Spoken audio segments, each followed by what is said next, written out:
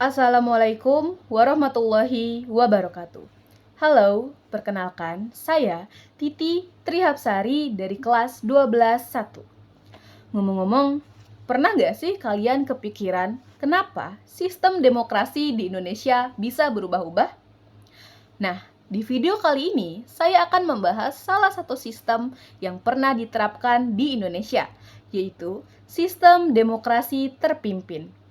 Pembahasannya meliputi pengertian, latar belakang, serta ciri-ciri demokrasi terpimpin. Dan diharapkan melalui video ini kita bisa lebih memahami dinamika politik Indonesia pada masa tersebut. Jadi, langsung aja, yuk kita bahas. Setelah masa demokrasi liberal yang berlangsung dari tahun 1950 hingga 1959, Indonesia kembali mengalami perubahan sistem politik besar melalui penerapan demokrasi terpimpin di bawah kepemimpinan Presiden Soekarno. Sistem ini diberlakukan sejak dikeluarkannya Dekret Presiden 5 Juli 1959 dan bertahan hingga tahun 1966. Periode ini menjadi salah satu fase penting dalam sejarah politik Indonesia, di mana kekuasaan negara berpusat pada figur pemimpin nasional. Demokrasi terpimpin dimaksudkan untuk menstabilkan kondisi politik yang sempat tidak menentu akibat perbedaan pandangan di antara partai-partai politik pada masa demokrasi liberal. Menurut Yayuk Nuryanto, dalam buku Cakep Berdemokrasi ala Generasi Milenial pada tahun 2018, demokrasi terpimpin adalah sistem pemerintahan yang proses pengambilan keputusan dan kebijakannya berpusat pada satu orang, yakni pemimpin negara.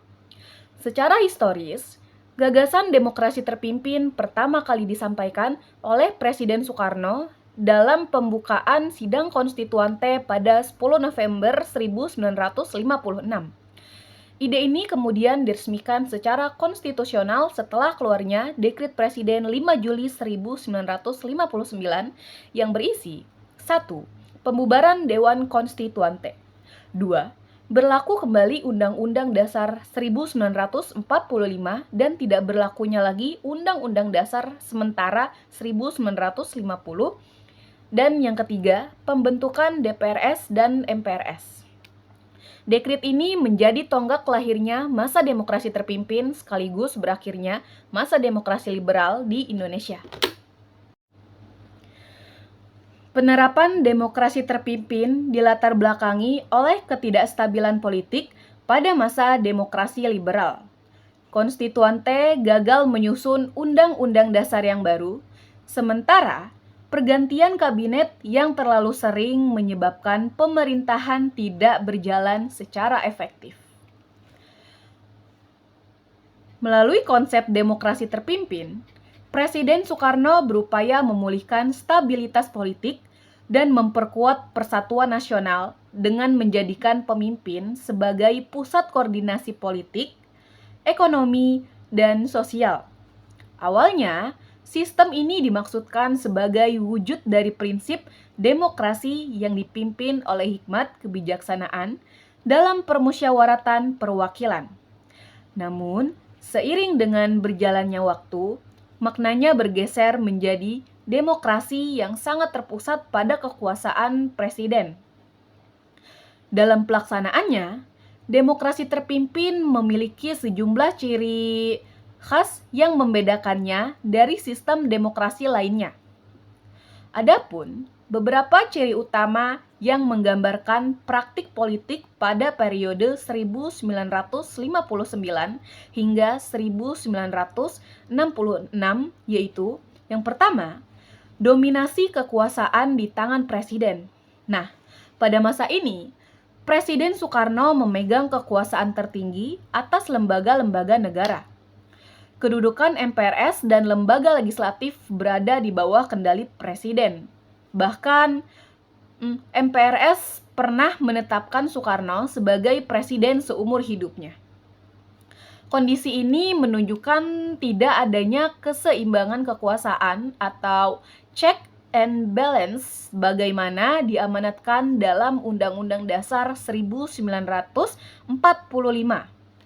Yang kedua, Pembatasan hak politik rakyat, kebebasan politik rakyat mulai dibatasi.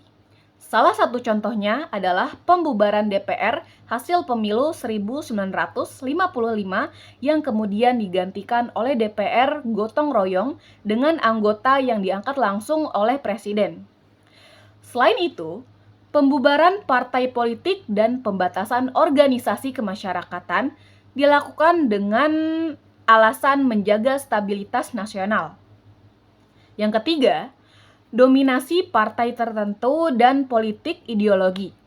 Dalam sistem ini, muncul Partai Komunis Indonesia atau yang biasa disebut dengan PKI sebagai partai yang memiliki pengaruh besar dalam pemerintahan. Presiden Soekarno membentuk Front Nasional yang menjadi wadah bagi PKI untuk memperluas pengaruhnya. Kondisi ini menggeser peran partai-partai lain dan menciptakan ketidakseimbangan dalam politik nasional. Yang keempat, peran ganda militer atau dwi fungsi ABRI. Militer memiliki peran penting dalam pemerintahan, tidak hanya di bidang pertahanan, tetapi juga dalam urusan politik dan pemerintahan. Presiden Soekarno menempatkan diri sebagai panglima tertinggi TNI dan menerapkan konsep balance of power antara militer dan partai politik. Peran militer yang semakin luas ini dikenal sebagai dwi fungsi ABRI yang kelak menjadi ciri khas politik Indonesia pada masa-masa berikutnya. Yang kelima, politik luar negeri poros atau All-Devo-Nevo.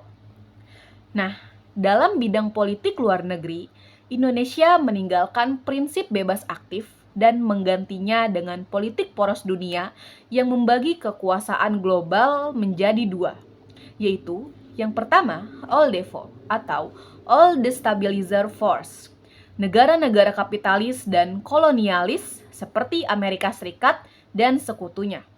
Yang kedua, NEVO atau New Emerging Force, negara-negara berkembang dan anti-imperialis. Indonesia memperkuat hubungan dengan negara-negara NEVO seperti Tiongkok, Korea Utara, dan Uni Soviet. Salah satu wujud nyata kebijakan ini adalah penyelenggaraan GANEVO atau Games of the New Emerging Force di Jakarta pada tahun 1963. Namun, arah politik luar negeri tersebut juga menimbulkan ketegangan dengan negara-negara barat dan konflik diplomatik, terutama dengan Malaysia melalui Dwi Kora atau Dwi Komando Rakyat pada tahun 1964.